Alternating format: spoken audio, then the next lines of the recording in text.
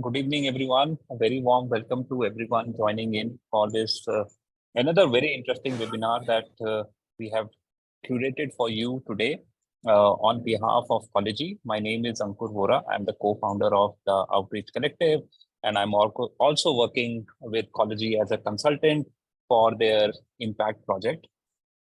Last week, we had a wonderful panel discussion with four of the leading career counselors and Syed, who is a co-founder of Collegey, about the impact projects, how experiential learning is a very, very integral part of how we should be preparing our students for the careers ahead. Today, as we had discussed last time at the end of that webinar, I had also informed the audience that we will be bringing two of the leading mentors for the impact projects with us. I'm so happy that we were able to curate this webinar so fast. So we met last Thursday, and this Tuesday we are back again with Shreya and Bhavya, who are two of the leading mentors for students in impact project.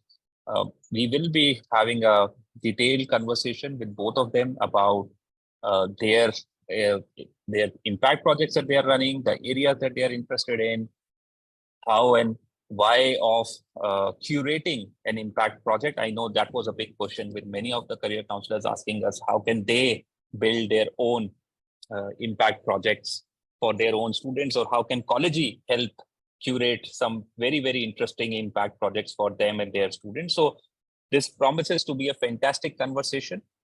Please stick around, be as engaging as you were last time around. We have so many questions coming in. Remember, we encourage you to type in your questions in the chat box. We also have a dedicated Q&A session at the end. We have slotted 10 minutes for live Q&A, so you can ask your questions to the mentors on air as well. Otherwise, the chat box is open and the Q&A section is open for you to type in. Feel free to say hello to each other in the chat section. I already see Nidhi from Shiv Nadar Foundation Schools there. Good evening, Nidhi. Welcome to the conversation. Rajiv Mishra from Vajirao. Good evening, Rajiv. Good to see you here again. I think a lot of TOCNs are here for this conversation. Kudos to all of you for making time out for this conversation. So now let's begin this session. I'd like to, before I deep dive into my questions, I thought it will be prudent for all of us to first have a brief understanding of both Shreya and Bhavya about their profile, about the work that they have done, about the experiences that they have had till now. Just a brief introduction, right? For us to know them better. So I had slotted 5 minutes each for both Shreya and Bhavya to introduce themselves and their work. And which cities they are from, what is it that they do as a full-time job, what are they passionate about, and what makes them so interested, such a fantastic mentor for their students. So I'd like to invite Shreya first. Shreya, welcome to the conversation. Welcome to the Impact series of webinars. Please, if you can share something about yourself, the work that you're doing, and why you're passionate about it so much. Absolutely, absolutely. Thank you so much, Ankur, and I'm excited to be here. Hi, everybody. My name is Shreya. I am based out of Seattle right now. For my professional work, I'm a recruiter with Uber, and I've been a recruiter for over 5 years now. I chose recruiting because I wanted to get into coaching. My idea of coaching is professional growth coaching to help people find any kind of job that they're looking for, either after transition, after a gap, or if they're looking into like just switching job from one place to another. Why did I get into it I think is an interesting story other than what I just shared. I got into it because I have changed careers, I have changed cities, and I always wanted to be valuable to any organization that I go to. And then when I have conversations with my clients, when I have conversations with my students, I realize that we don't have that impact because we don't feel that impact from within ourselves. So my idea of coaching started from there, that all of us have that talent.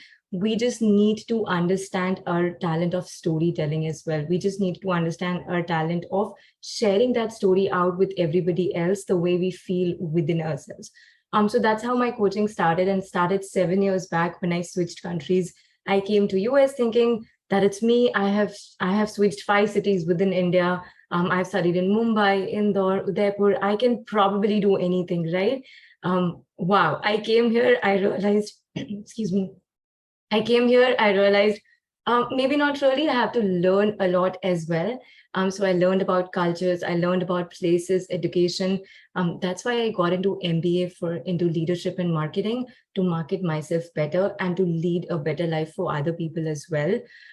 That helped me to actually get into an idea of why do I need to have a brand positioning? Why do I need to brand myself to be out there better?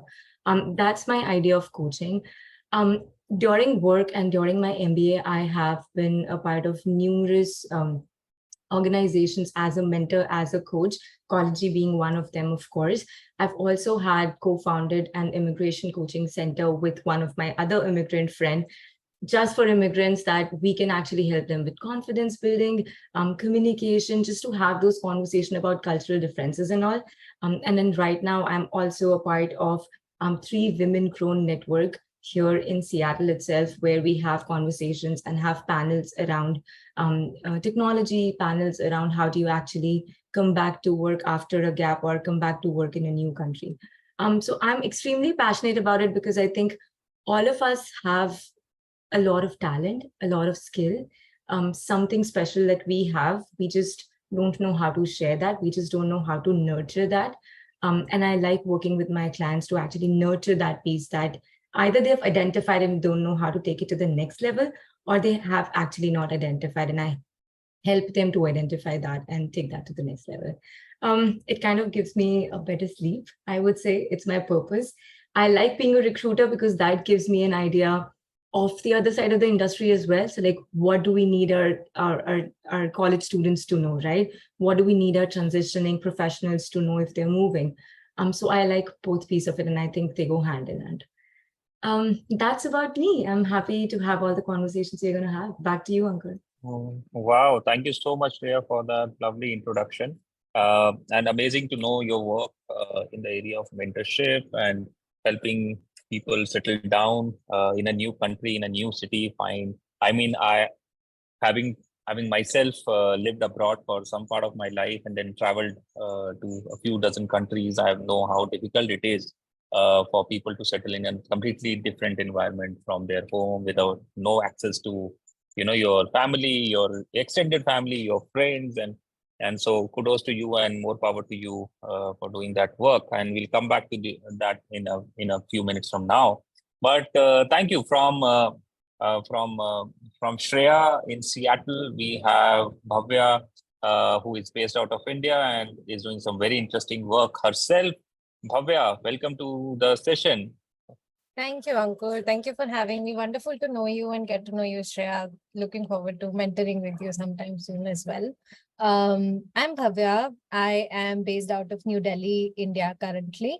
I'm currently the youngest practicing transpersonal regression therapist in the world. To simplify that approach, it's a mind-body psychology approach, which takes into consideration a human as a whole, and any kind of disruption in well-being happens, we work to restore wellness back to the wholeness of an individual. And that's like briefly about transpersonal psychology. I'm also a counseling psychologist by training. I have worked with 14 plus countries with 3 international governments, taken care of their projects, including US, Thailand, Japan, Italy, and more, as an intercultural counselor. I am also a trained and qualified global competence trainer, as well as a QPR certified suicide gatekeeper. In India, I run my private practice called New Thought Therapist that works to provide access to mental health and psychoeducation within the country. I also co-founded India's first mental health festival in India that happens at AIMS every year now in 2017. And led the last festival, which was India's biggest mental health festival so far. So with a diverse profile like that, I do work with clients internationally, and psychology has been a passion. Since childhood, I started volunteering when I was 13 and soon realized that if you want to bring true change into the society, it has to come in the mindsets first. and then it translates into all the other areas. So that's where the passion grew into a career path as well, of understanding what changes mindsets and why people think the way that they do. While getting into the clinical side of it, then anxiety, stress, and depression became some areas where I found that I'm most effective with. So that's where my project is based out of as well. And I'd be happy to share more as we talk about it, because stress is such a familiar word to us these days that it's highly unlikely that you or your students are not talking about it or not saying it out in their spaces. I've been practicing for 5 years now, and I keep mentoring students. Currently also I'm mentoring a project with University of Pennsylvania. I'm also a sustainability enthusiast, widely trained in sustainability space as well for passion. So I am very vocal around spaces of wildlife and sustainability, have trained around that in schools as well. So far in India, within India, I've trained with over 800 schools and about 5,000 plus sessions that I have taken. And that's been my profile. Thank you, Ankur, for having me. Amazing, amazing. Thank you so much, Bhavya. I mean, the amount of work that you have done in such a, I'm assuming a short span of time is phenomenal. I mean, how long have you been working? I mean, 20 years or more? I'm 26 right now. 26 right now. See, I mean, that's what I was bringing. I was a little perplexed. I said, "Hey, she has done so much work," and I was going through your LinkedIn page, and I was just as part of my preparation for this webinar, I saw that you have done so many things. So kudos to you. More power to you for doing such fantastic things at such young age, at 26. Amazing. So before we go any further, it will help. I think both you and Shreya can probably talk about your academic profile also. I mean, which colleges did you study and what did you do? And just a 30 seconds quick so that, the audience also gets a sense of your academic background, both of you. So you can go with Shreya and then we can come back to Bhavya. Sure. I've done my high schooling from Maharani Gayatri Devi, Jaipur. It's a boarding school. I was in a boarding school there. Then I moved to Mumbai. I did my CACS and I also did my bachelor's from R.A. Podar College. And then after that, I moved to US and I did my master's from Seattle University. Yeah. Amazing. Bhavya, over to you. Your Right. profile. Okay, so I have done my schooling from DLDAV Pitampura. It's in New Delhi. Okay. I then went ahead for my bachelor's in psychology with Delhi University. Same time did my clinical hypnotherapy training from Eka Institute, India. While training there, I went ahead for my PG diploma in transpersonal regression from TASO, Netherlands. And then I, alongside, completed my transpersonal regression therapy training with intercultural counseling training and global competence training from AFS International. So that's an organization that does intercultural exchanges. Yes. So after that, I went ahead with my master's in psychology, counseling psychology from India. And I've also done my QPR training from QPR Institute, USA. Amazing.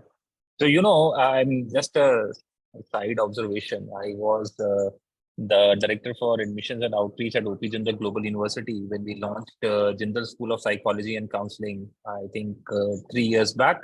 And I saw the amount of interest that students had the moment we opened, and all credit due to Dr. Sanjeev P. Sani. I don't know if you know him. I mean, he's one of the leading experts on the field of psychology, behavior, counseling. I mean, he is an all-star person in this field, and a lot of research and a lot of good work. And he launched this school, and he was most passionate. He still today is very passionate about the School of Psychology and Counseling.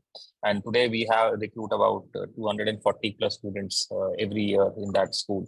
So I'm sure somewhere down the line you will cross paths with Jindal, or if you have not already done that. But kudos to you, Bhavya and Shreya. So let's get going into our impact projects right now. And we'll go back to Shreya. Shreya, if you were to give an elevator pitch about your impact project, we have high school counselors, and I see at least 10 of them. I see Shaheen from Nairobi in Kenya. I see Emmanuel from, if I'm not mistaken, Ivory Coast. Emmanuel from West Africa. I see my colleagues from Delhi NCR, the high school counselors here, from Shiv Nadar Foundation and others. If we have to, I see Leah from Jakarta. She works in a high school there in Indonesia. I mean, you have diversity of people that are listening into you now. What is your impact project? I mean, how do you define your impact project to them? And how would you maybe an elevator pitch on why it is important for students to look at your impact project and see, be interested in doing that? Right, Ankur. Thank you so much for that question. And thank you everybody for joining.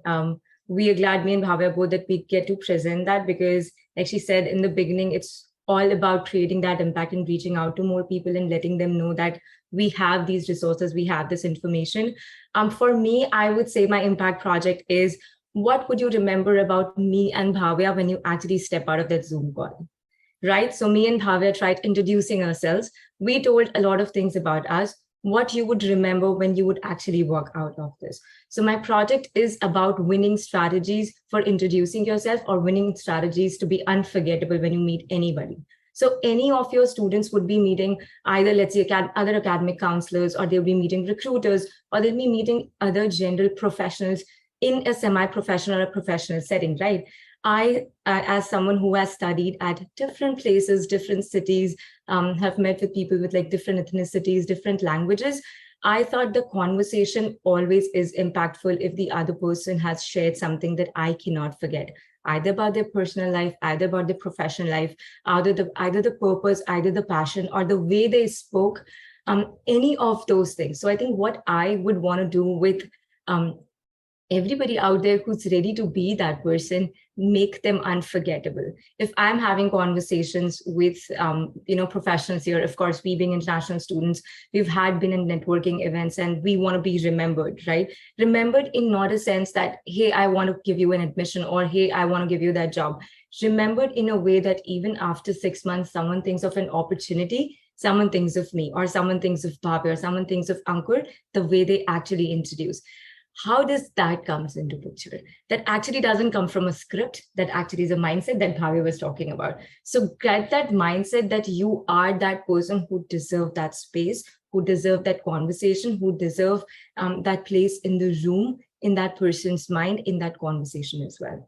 So my idea is to get that story out of them, write it in a place, write it in a piece in a way that it can be shared. And let me tell you, I, as a recruiter, or I, as a coach, know that we have like some 50 seconds to make an impression. I'm sure I've already made that. We have some 50 seconds in the beginning to make it impression. And anything said before and after that probably wouldn't matter. So we need to figure out what is that 50-second for us, and then hold that interest. That's my idea. Absolutely. And I can relate to this right now because just before I walked into this webinar, I was part of an interview panel. We were interviewing a candidate, and this candidate was after me for quite a long time that I want this job, and he's good. He was very good with what he does. But then when it came to the conversation, when in the first 5 minutes, the panel, when we were talking, sent me a WhatsApp message separately, and I had introduced this candidate to the panel, and they said, he's not listening. He's talking a lot, but he's not listening to our questions. And I was just thinking, I mean, this guy has been after my life for such a long time. I got him the opportunity to present him, and this is like his dream job. And then he's not able to present himself, and I have to chip in. So I think absolutely, this is one of the most undervalued aspects of your job interviews. Most of the decisions are made, which is absolutely right, in the first if not seconds, in first few minutes, and then and the conversation carried on for 20 minutes, and after that they were like, we already told you our feedback in the first 5 minutes. So I know the impact of this, and thank you, Shreya, for creating this awareness for our students in high school. And this is a very, I'm sure my high school counselors here will also agree with me. They do conduct mock interviews for their students. They prepare them for various projects and all. They should be also we should be helping them in preparing their students better. So kudos. Shreya, we'll come back to you. But now we go to Bhavya. Bhavya, your introduction of your impact project and why our high school counselor friends should be interested in knowing more about it. Thank you, Ankur. So my impact project is about touching base with your stress and anxiety in a safe way. And it is about introducing stress and anxiety in a way that has not been discussed before, or this stress is not understood commonly as.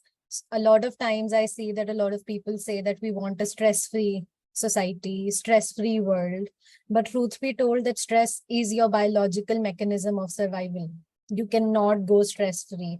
If we were to go stress-free, we wouldn't have survived this far. And this perspective is missing from most conversations, that because we want to go stress-free, but what we don't understand is that a healthy nervous system needs to be resilient around stress, not to go completely stress-free. And that's a conversation that we need to bring to our high schoolers. We need to bring to, adults who are just transitioning, because this conversation is then missing. We're constantly in the battle of stress, and that chronic stress then leads to anxiety. And when we start looking at stress and anxiety as our friends who are helping us survive than something that needs to be eliminated, the conversation around it and the ways that we manage it completely changes.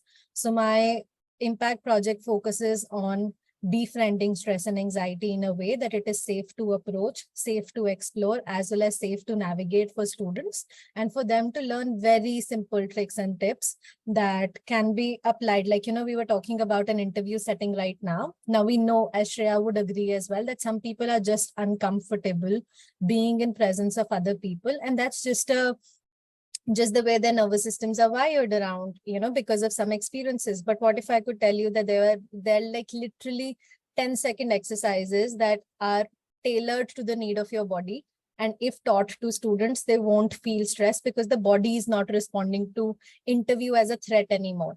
And because the body is not responding to the interview or anything in life as a threat anymore, they're not stressed, they're not anxious. And that really changes the way that they're approaching the world, the way they're entering into the professional spaces, and also the way their well-being is at large. So that's just about it. I think, again, such an important area for students. And I go back to my experience with Ashoka, and then definitely within the School of Liberal Arts and Humanities, where we used to interview, kids who are planning to study our undergraduate liberal arts and humanities program. And I did it for 2 years. I would have interviewed around at least 300 to 350 kids. And these are some of the brightest kids in the country, very, very strong profiles, letter of recommendations. And many of them, when they used to come to the conversation, used to be a little conscious of how they will present themselves in front of me. And high school counselors, my colleagues, would send me a message separately saying, please take in mind this kid, he has some problems in presenting himself in terms of anxiety and stress. And then we used to, since we used to be very lenient in that. But, the real world, when you go to the real world and you're looking for a job, or you're not mentally in the space and you're not able to engage with the professional world in your professional setting, then it becomes a big issue. And then we all know the mental health issues that are now rampant, especially post-pandemic. The stated, I say this always, with the current digital age and upcoming AI and machine learning and transformation, not only students, we were discussing in the Outreach Collective today, which is a community of admissions, outreach, career counseling professionals. Many of them are here. How AI is going to transform the job market, and how we as adults also are feeling a little bit anxious, or if my job will exist tomorrow or not, and then how do we deal with it? So Bhavya, that's amazing. And then we come back to you again and have a deeper conversation about your impact project. But now I'll go back to Shreya. Shreya, we would love to understand more. You introduced your project really well, but now I think it's time for us to dig deeper. If you can, for the benefit of our friends, can you talk about the curriculum and the approach that you use to do your impact project? What is the pedagogy What can a student expect? I know Collegey, we have a 4-week long impact project, which is run 5 hours every week. How do you slot these 4 weeks? How do you slot these 5 hours? What are the learning outcomes? If you can talk about those, please. Yeah, absolutely. I think that's a great question. And I think that would give us all an understanding of what that is. So I think my approach would not be me doing a lot of work.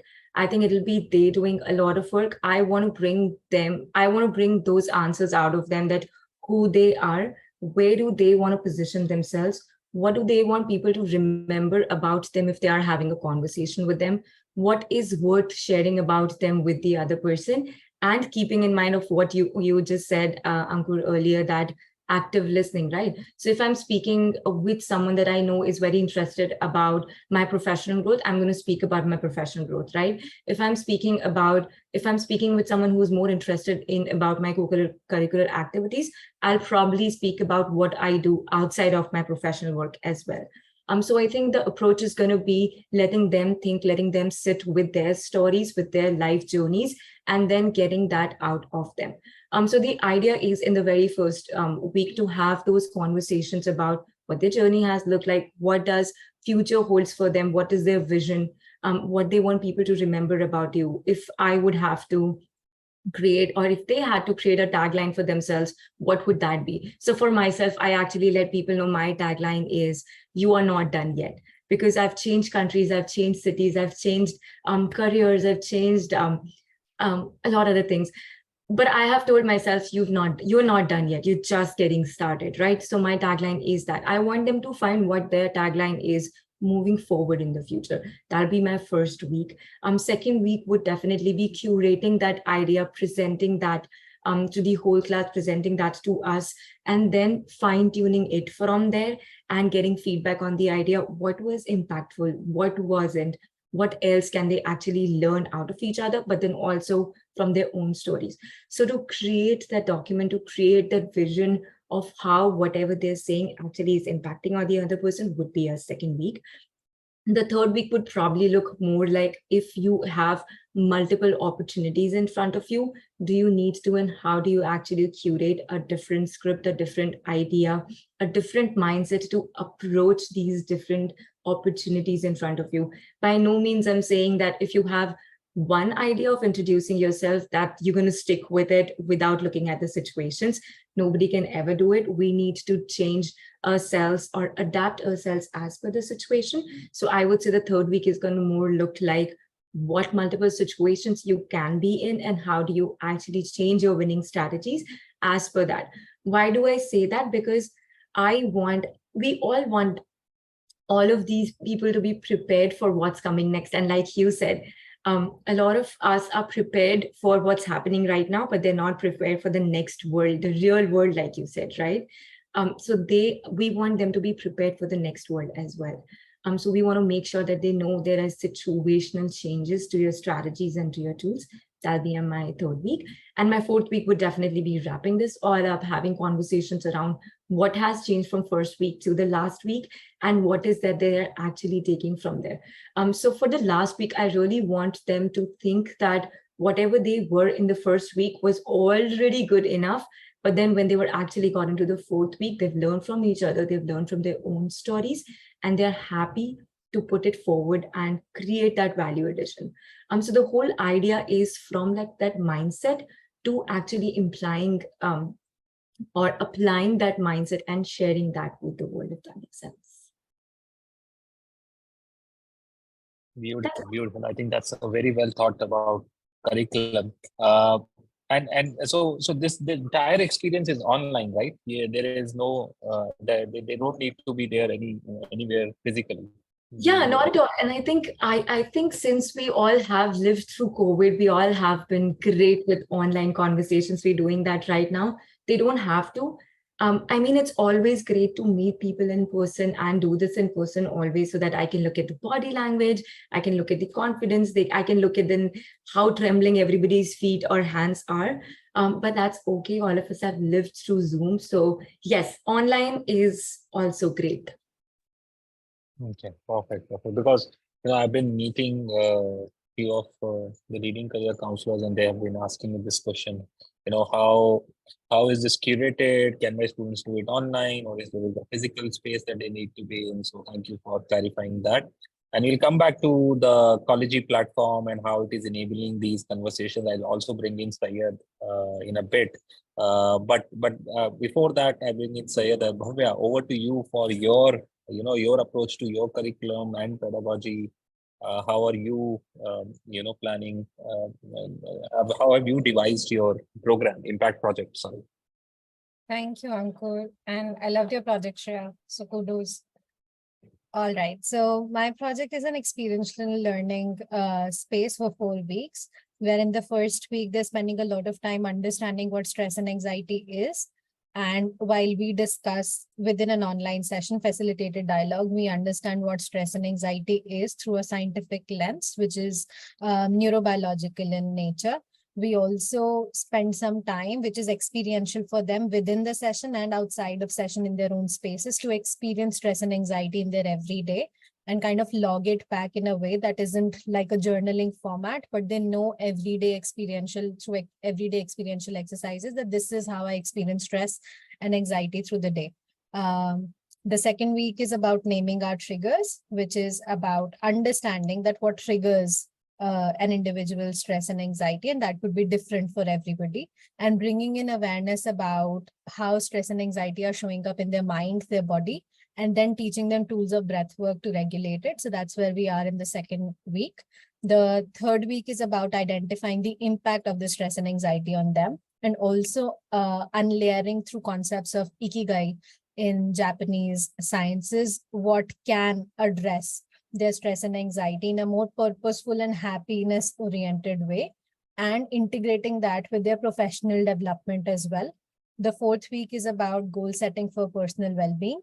And it's about the fourth week will focus on program closure, nurturing community support with each other, as well as devising personal vision boards that they will implement.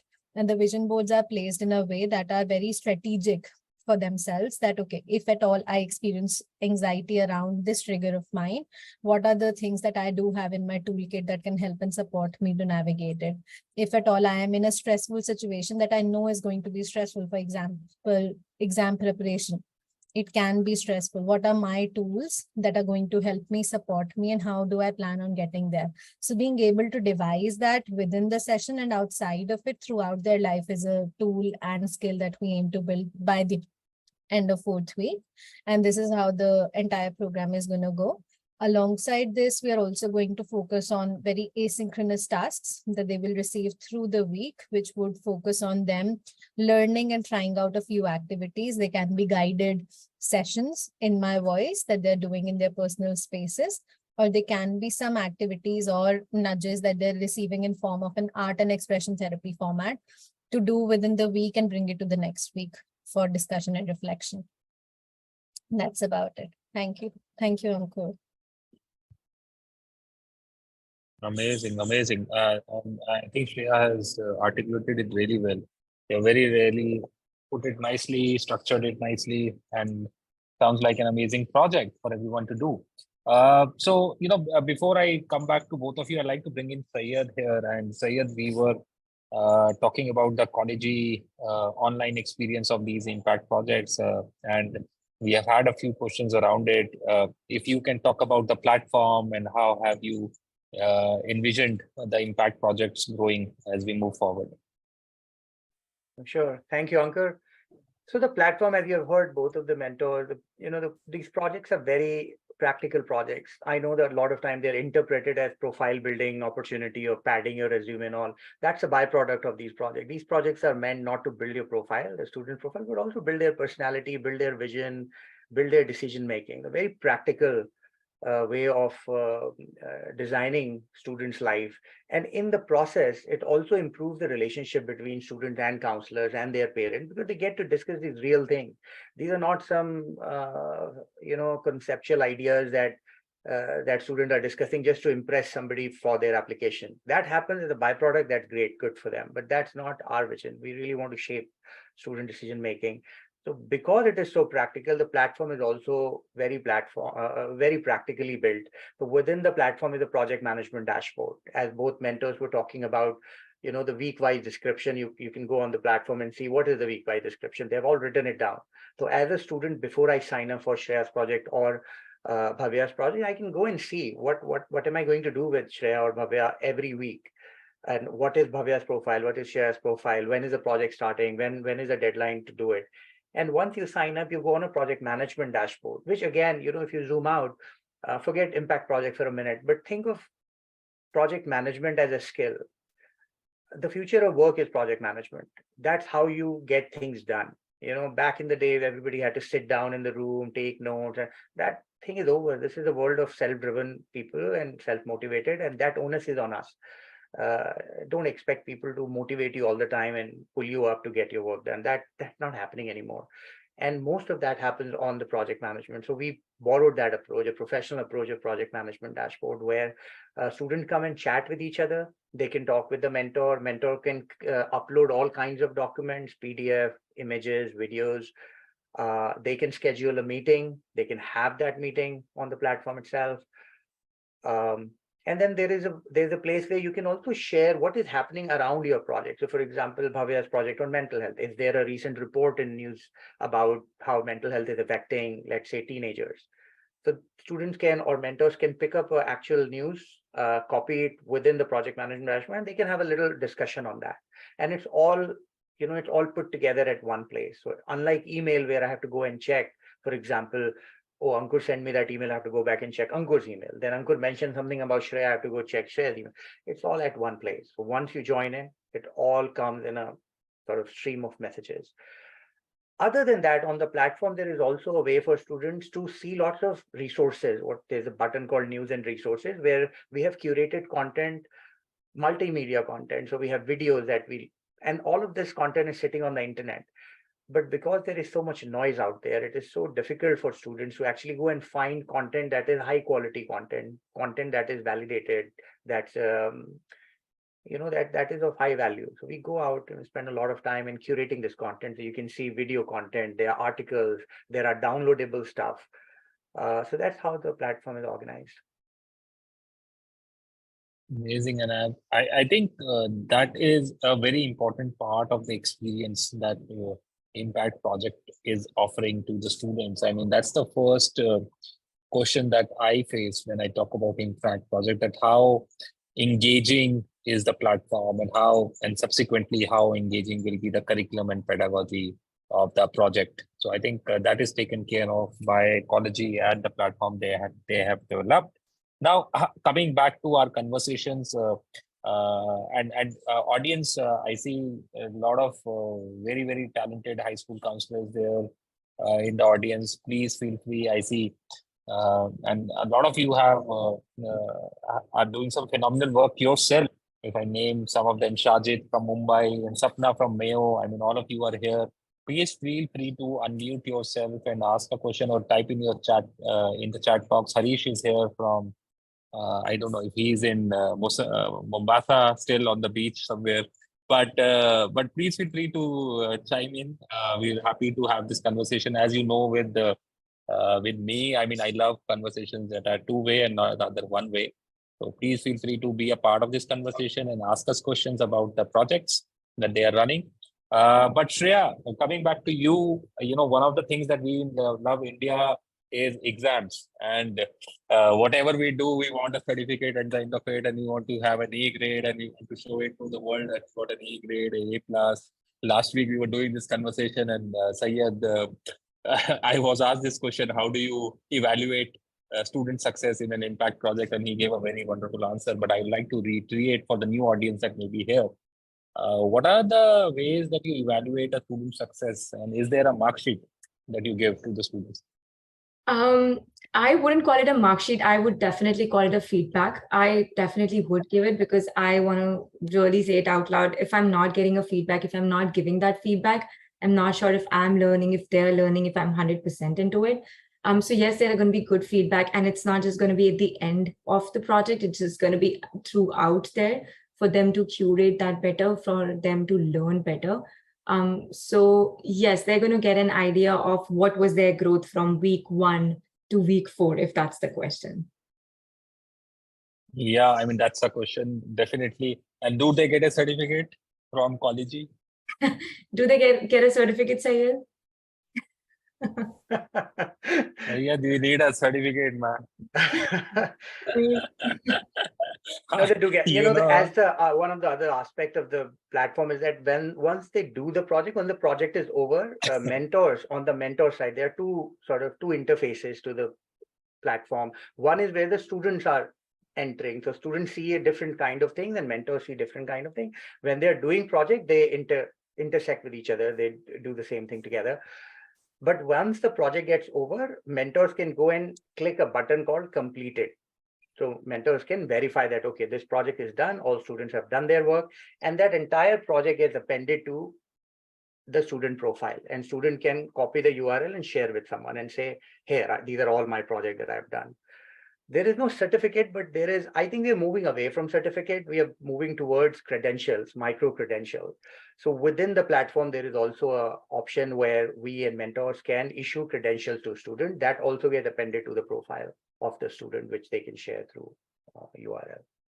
having worked in Indian higher education for universities for 15 years, we love certificates. I used to ask students for, bring them on to admissions and outreach office for volunteering. And they used to tell me, sir, certificate milega. If you get a certificate, I said, yeah, I know. you need a certificate. So I used to sign those certificates myself, and I have given it to as director of admissions and outreach for students. And that was one of the motivators for them, that we have to show it to a university in US or UK or Canada that we got this 2 months internship in admissions office of my university. So I mean, I don't know what about the West, how it is moving, but India still loves. Sorry, I didn't mean to cut you off. I really want to share something out here. When I came from India, I got that whole certificate folder from India to here. Yeah. There's so many, and I was like, wow, this is going to be so helpful in my higher education. I want to show it. One, nobody asked for it. Second, I didn't have any place to actually carry it and show it. So probably to your question, Ankur, they don't see the physical form of certificate. Probably what they really want to see, do you have that in you? Yeah. You have it here on paper, but do you have that knowledge? Do you have that experience? Do you have that learning in you is what they're looking at here. And a lot of things, like Syed said, is online. You can actually just use the credentials. You can actually put it online. They probably do not want to see the real certificate of it. So not a proof of it per se physically, but intangibly within yourself. If you have that learning, you're solid. I agree. I'm with you. But it's just that my students. Hi, Sapna here. Hi, Sapna. So good to hear from you. Hi. Yeah, I just wanted to say hi to Shreya. So Shreya, I'm from MGD too, 12 years. Yeah, so I'm a Jija by many, many years. Oh, wow. And then if I can ask, which year was your last year at MGD? I graduated in 92, so many, many, many years. Oh. Yeah. And I was feeling so happy to see you here. Yeah. Ankur, to your thing, I think at least for my school, I think we've stopped it. The certificate craze is officially over. I don't retain them in my office at all. I'm like, I don't want them. You tell me what you've done and I'll listen to you and I will know whether you've done it or not. I think that much we now have begun to believe a child. You can see when they've done something, it's quite evident that they've done it. And that's enough. Absolutely. So, Shreya, I was looking at your profile. You are working full time, right? Yes. So how do you do this? Like, what's the time commitment? How does it work in terms of, and also because you're in another time zone. So how does it work? Honestly, before you joined, we were just talking about it, that how all of us are global now. So some of our sessions actually start at 5 a.m. Some of us ends at 1 a.m. at night. So I think it's just a passion that drives us and a lot of time management. There is no lying there. My calendar needs to be very, very updated. But I think I do not want to give up on either because I love both my work. So I think looking at the time commitment, I think me and Syed, when we spoke about Collegey, we spoke about the time commitment because I cannot give 20% of me. I really need 90% of me in there, and then 10% I bring with my enthusiasm. But I think I need 100% of me every time I show up. So not lying, yes, time can be challenging. We just need to know. So like it's 6:30 a.m. We started this meeting for us. So it's manageable with a little time management, with all of this passion and purpose that drives us. I know that Bhavya, Syed, all of these people would agree to this. So my question is more in perspective of my students. So supposing they were to work with you, Yeah. and just to give you a context, I work in a residential school, right? So they have a very regimented daily schedule, right? Correct. So if they were to work with you, how would we make it happen? So That's I will correct. That's a great question. And thank you for asking that. I would say the preferable time would definitely be either evenings for you, because I know in the morning they'll have like schools and all of those activities. So either in the evening after 4 would be perfect. Or I know that they have an hour after the dinner time where they need that study time. That can be our hour. And if not, an hour before the sports hour or before the dinner can be your time. But by no means I'm saying that I cannot do between 12 to 5. It's just not the most effective time for me as well, because that's going to be literally midnight for me. But yeah, anything early mornings, anything from morning to evening, anything for mornings and for evenings would be fine for me. And I so, can quickly maybe chime I in didn't here. join in the beginning. Yes, Syed. This is group projects. Earlier, they used to be group projects, right? Yeah, Sapna, so I can also answer this question. So yeah, these are all cohort-based projects. These are group projects. But to your previous question of timing, because it's on the project management dashboard, both mentors and group of students, when they work together, it doesn't matter what time zone they are in, because they're working asynchronously. Synchronous conversation happens between them. They decide when do they want to do a live call. So it's not standardized. So for example, if Shreya is working with a group of students who are comfortable doing a call, her 6:30 in the morning and their 7 p.m., then that's the time they decide to do it. And they can create the meeting within the project management dashboard. If some of them are not comfortable doing a call at a certain time, they can then say, look, I won't be able to attend this call, but I can just send messages to Shreya using private messages on the platform. So there are many ways of, and again, this all mirrors real world work. We are not manufacturing something just to give comfort to students. Just to be clear, I mean, this is not what we are doing. We're not looking at students and say, how can we make you comfortable?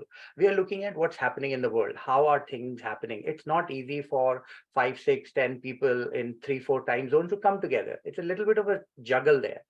And part of the project is also to help them understand the juggle and appreciate that, look, sometimes you are in a very weird time zone and you have to just honor it and recognize it and just wake up at odd time, whereas the other person is waking up at a very nice, comfortable noon time.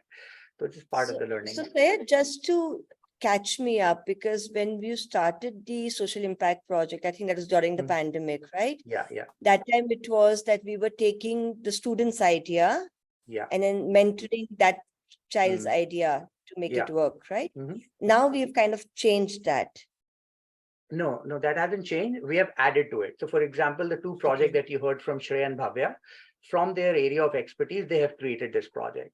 We as Collegey, we have validated it because we see that there is a value in these projects. And we're still doing the other one in which we are running with, if a kid proposes an idea, we're still running with that one. There. Yeah, that's still there. So on the platform, students can go, let's say there are a whole bunch of projects there, and for whatever reason, students don't like any of them. And they say, no, I have my own idea. I'm already working on something and I want to pursue that. They can go and hit a button that says design your own project. There's a template, they fill out the details, then we allocate a mentor to them and they get going with it. Yeah, no, that option is always there. Yeah, thank you for clarifying that. Thank you. Thank you, Bhavya and Shreya. Thank you. Lovely presentations. Thank you, Sapna. Thank you, Sapna. And I see a question on the chat from Harish. I mean, he wants to know what are the few of the highly subscribed impact projects on Collegey platform. Syed, if you want to take that. Yeah, that's a great question. I think I can only talk about the themes that are very popular among students. So one of the themes that very popular is hosting events around different themes. So students have done a lot of events. They have done fundraising event. They have done a mental health conference. Actually, Bhavya, if you remember the very first they did, and it was very successful. I think 7 or 8 students did it together, and we had over 1,200 people participating in a span of 3 days. And I believe 8 or 9 countries participants came. And then student also did the other theme, which is very popular, is technology. So, this idea of technology, where is it going? We have a project on cryptocurrency. There's a project on, so this emerging technology, the basics of it, where is it going? What can it do? What careers can emerge from it? So these kind of, so technology, mental health, events, writing is I'm seeing a lot of interest in writing, because one, AI is playing a major role in how we write. But how do you navigate? So again, it's sort of that same realm of theme. How do you navigate something that's emerging in front of you? How can you make use of it? How can you navigate the industry? Where is it going? So a lot of those kind of themes are very popular. Amazing. Thank you so much. And we are almost at the end of our conversation, but still I have 5 minutes, and I'll take this liberty to ask one final question. I think we'll go to Bhavya and then maybe go to a couple of others as well. But Bhavya, I mean, what kind of students do you think will be right kind of students for you in your impact project? I mean, what kind of profiles do you think? What kind of background? I mean, that is another question that high school counselors ask me when I talk about impact projects. I mean, what kind of students are you looking for? So, Honestly, I mean, Ankur, over to you. anybody who, thank you, sorry to cut you off. Anybody who would like to, elevate their well-being and learn strategies to cope in the real world, those would be perfect fits. But if I were to Sorry, I mean, I just want to add a context, and Puneet had mentioned in the comment section that Sure. in mental health is a big taboo still in many parts of the world. So how does anybody? I mean, I would love to maybe have some experience from you on how do you break this jinx and taboo of not being able to speak about mental health and being interested in your impact project because they may be deemed as maybe the candidate that have issues or whatever. I mean, please go ahead now. I honestly would like to break the taboo just at the fact that when we are talking about mental health, let's not make it synonymous with illnesses, right? That when we're talking about mental health, we're talking about health. Like when I say health, physical health, you think of a healthy person who's jogging, walking, eating fine, reading fine, and working fine. But the moment I say mental health, we're looking, a very synonymous image in our head is somebody who's like really troubled, who's not functioning fine, etc. So just breaking the synonymity there for your students would be a start, because we're talking about health and well-being, right? And that needs to be emphasized for students because we need to build healthier individuals and adults out there in most spaces. The second thing is that as soon as it comes about taboo and otherwise, it might be a good conversation to strike for students that we are working in high stress environments day in and day out now. And it is important that we learn tools, tips, and strategies to not break down when we are there in those high stress situations. So anybody who would like to build that skill, prevention better than cure. I would say, for counselors, just highlight these two students that prevention is better than cure. Learn tools and tricks so that you're more resilient, mindful, self-aware, which are qualities that we look forward to in recruitment nowadays, which you would agree, Ankur and Shreya, both, that we look for individuals who are self-aware, we look for individuals who are mindful, we look for individuals who are able to navigate through stressful times. So any moment we're talking to students, let's talk about mental health first, and then when we're talking about stress and anxiety, let's talk about navigating them. And that's where the conversation of befriending stress and anxiety really comes in. Absolutely. So true. Yeah, absolutely, it does. So final couple of minutes, and I think we have a question or is a comment. Okay, Puneet says, Bhavya and Shreya, thank you. It was good to hear you both. Good energy and clarity. Thank you, Puneet, for being here and being here from the start and for your support and encouragement. So, final words, final 60 seconds. And let's have both Shreya and you have your final say on this. It was a fantastic conversation for me personally. I enjoyed the last 60 minutes speaking to young professionals like you. Seeing you achieve so many things at such a young age makes me feel old. It's not always that I say that, but fantastic. I mean, more power to you. Please keep doing the good work that you're doing. Keep inspiring us. Thank you, Nidhi, for that comment. Thank you for being with us also from the start. We appreciate your presence and listening. And thank you, Syed, for giving me this opportunity to host this webinar. Thank you so much to the Outreach Collective community members for being here. I see a lot of them from TOC being a part of this conversation. We really appreciate your time.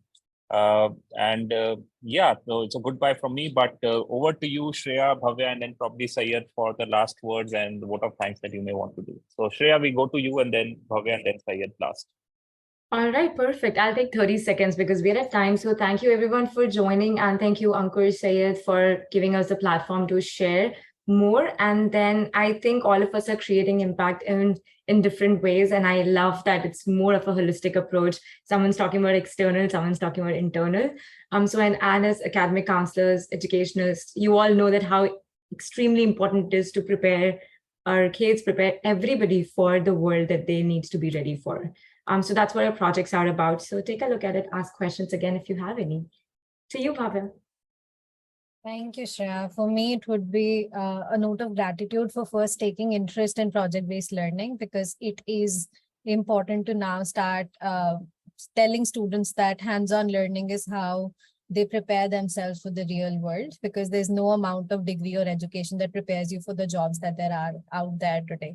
So I would encourage you to invite students to explore outside of the degrees or the specifications or the labels of the degrees that are out there, because we see too many professionals out there being qualified in one degree but doing a completely different job because they find themselves more skilled at that.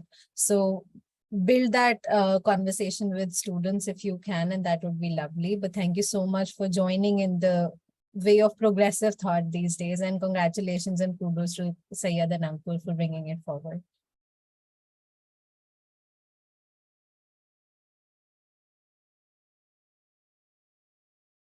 Syed, over to you for your vote of thanks. Thank you. And I really have nothing much to say. I think both of our mentors have done a great job. They've explained to you what they're doing. I only want to say that they are both very representative of all the other mentors and all the other projects that are already there and the ones that are coming. The only thing I want to say to all our educators and counselors is let's just work together to introduce realities to our students. I think there is way too much artificial stuff out there in education, and it's not helping. Let's just try to bring the real world to our students, let them understand how to navigate real world, even if it's harder, even if it's not as easy, when you give them a manufactured assignment to do within the domains of their school or college and make them comfortable doing it. Comforts are important, but I think we are adding too much comfort for students. It's not happening. It's not helping them in the long run. They go out and struggle. So what is the point of training them if they are not trained for the real world? So I would really love to collaborate with anybody. And as one of the person said here, I think Bhavya said, I also want to thank everybody for project-based learning and focusing on it and engaging with students on project-based learning that are real world learning. thank you so much, Syed. Thank you so much once again, everyone, for a fantastic conversation. Loved it myself. I think 60 minutes very well spent for me. I learned a lot. And that's always a good feeling when you walk away from a webinar smarter. So that's about it for now. We'll be back next week again with Collegey. We have another interesting webinar coming up, and we will be in touch. Thank you so much. Have a good night or a good day, everyone, whichever part of the world you are in.